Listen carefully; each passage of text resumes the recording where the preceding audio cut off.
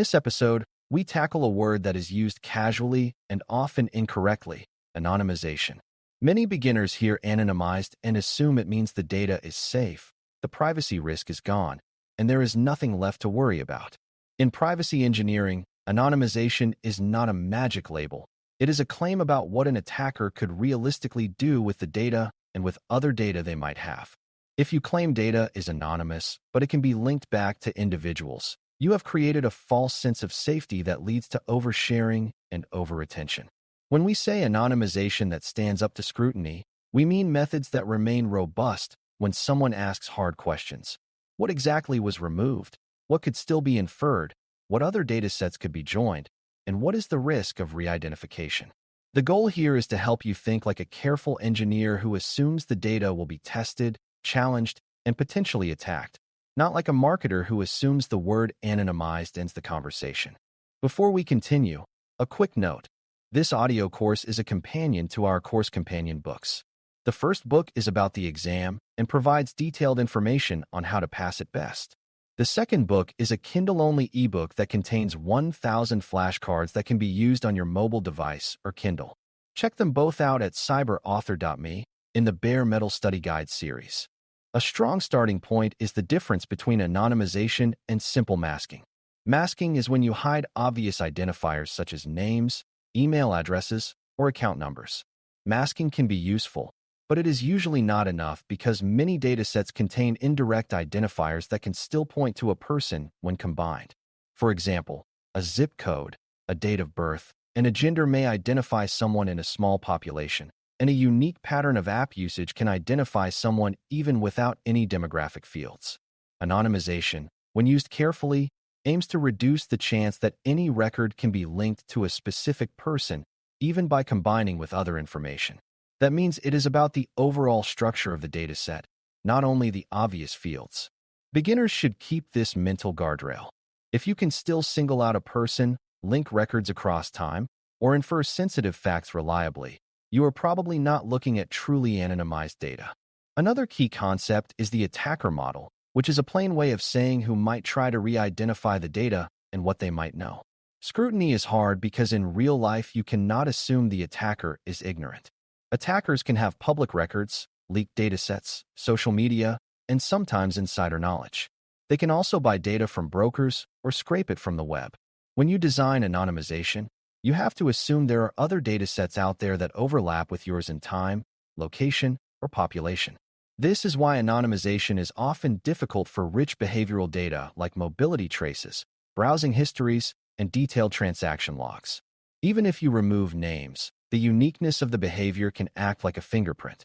Anonymization that stands up to scrutiny begins by assuming linkability is possible and then designing to reduce it. It helps to name the three common re-identification risks: singling out, linkability, and inference. Singling out means someone can pick out one person's record from the dataset, even if they do not know the person's name yet.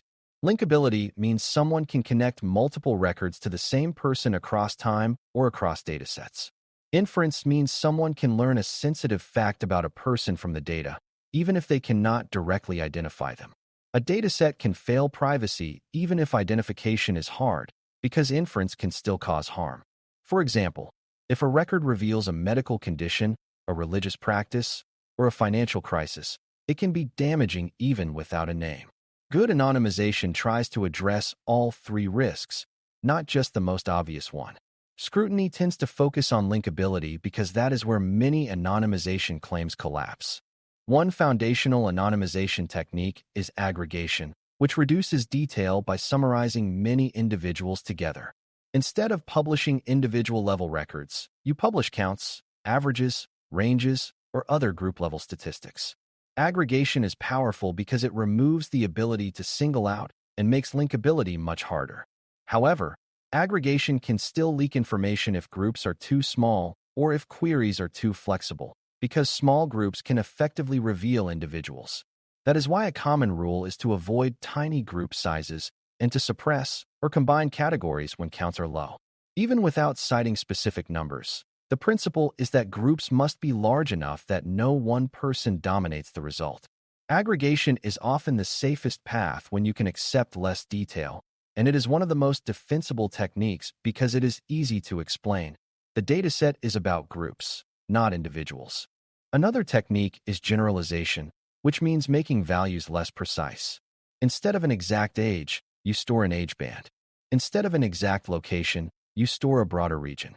Instead of an exact timestamp, you store a day or week.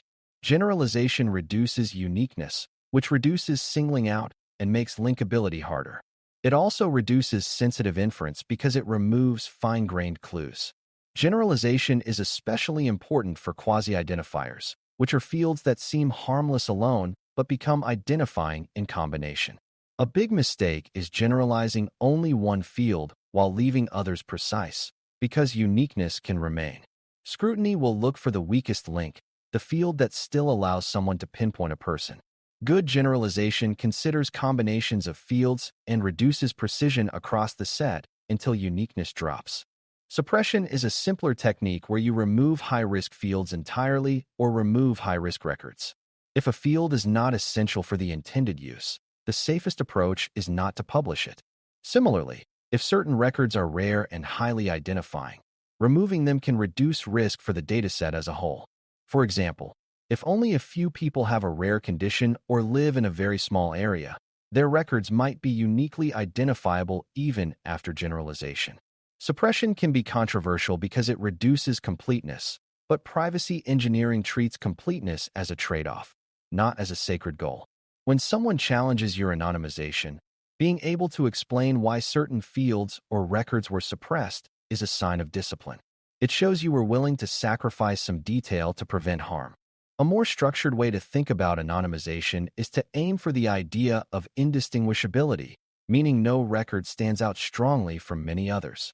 Practically, this often looks like ensuring that for a set of key attributes, each combination occurs many times in the dataset. If a combination occurs only once or twice, it is a red flag because it can point back to a unique person. This is why anonymization work often involves measuring uniqueness and then adjusting the dataset until uniqueness is reduced. Even without getting into formulas, you can understand the principle. The more unique a record is, the easier it is to identify or link. Scrutiny often involves trying to find unique records because they are the easiest targets.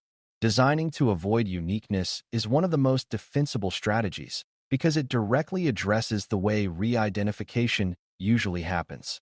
Randomization is another approach, where you introduce uncertainty so an attacker cannot be sure about any individual record. This can include adding noise to numeric values, swapping values between records, or sampling records so the dataset is incomplete in a way that reduces confidence. Randomization can reduce inference risk, but it has to be used carefully because too much randomization ruins utility and too little fails to protect.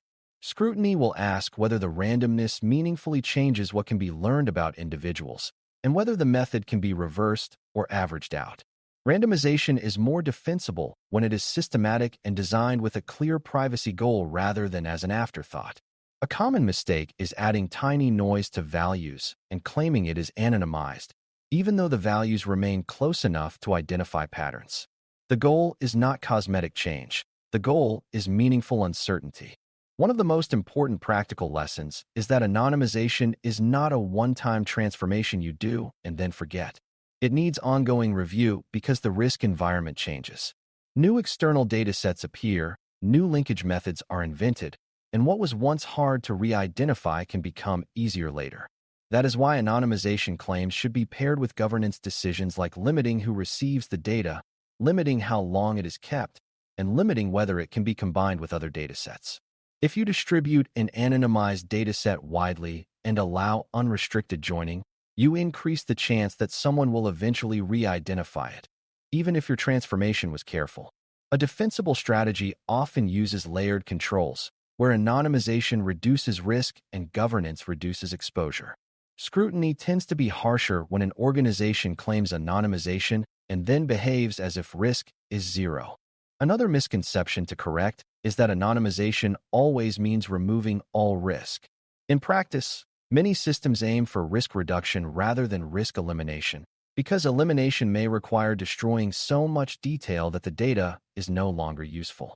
The honest and defensible approach is to state what risk you are managing, what methods you used, and what residual risk remains. That means you can answer questions like whether an attacker could re-identify a few unusual individuals or whether certain inferences are still possible in rare cases. Defensibility comes from transparency and realistic claims, not from bold statements. If you oversell anonymization, you create legal, ethical, and trust problems when someone demonstrates a linkage. If you describe it as a method to reduce risk and you show the boundaries you built around it, your position becomes much stronger. When anonymization stands up to scrutiny, it is because the design is rooted in clear goals and real threat thinking. You choose techniques like aggregation, generalization, suppression, and randomization based on the dataset and the intended use, not based on what sounds impressive. You measure and reduce uniqueness so individuals do not stand out, and you avoid creating stable linkages that allow records to be stitched into personal stories. You combine technical transformation with governance controls like restricted access, limited retention, and limits on combining with other datasets. Most importantly, you make careful claims and avoid using anonymized as a blanket excuse to do anything you want. That disciplined mindset is what turns anonymization from a buzzword into a defensible privacy engineering practice. Thanks for listening. For more audio courses, daily newsletters, and more, please visit baremetalcyber.com.